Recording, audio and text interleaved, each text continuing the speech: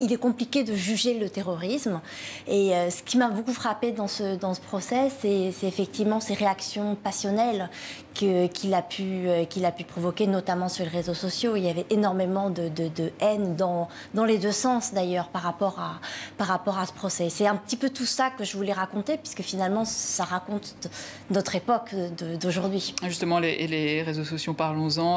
Hashtag Mera, c'est ce que vous utilisez, c'est ce que nous utilisons hein, pour vous, en tout cas, pour live-tweeter les audiences, nous, pour en parler, et pas le nom des victimes. C'est une erreur pour vous?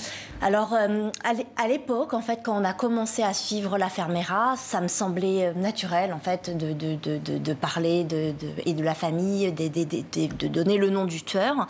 Et c'est vrai qu'il y a quelque chose qui m'a beaucoup ému et perturbé, je dois le dire, pendant le procès. Ce sont justement les proches des victimes, comme Samuel Sandler, qui expliquaient que pour eux, ça avait été une douleur vraiment terrible d'entendre pendant toute cette année toujours le nom de l'assassin et jamais le nom, enfin, moi en tout cas, le nom des victimes. Mais c'est vrai que malheureusement, on a toujours eu tendance à parler plus des tueurs peut-être que des victimes. Je crois que c'est en train de changer. J'ai couvert l'attentat Trèbes et c'est vrai que avec Arnaud Beltrame, il y a 150 communes qui ont donné leur nom à Arnaud Beltrame. Donc là, on voit que la mécanique de propagande médiatique de Daesh a complètement été renversée, puisqu'en fait, le nom qu'on a retenu, c'est le nom d'Arnaud Beltrame.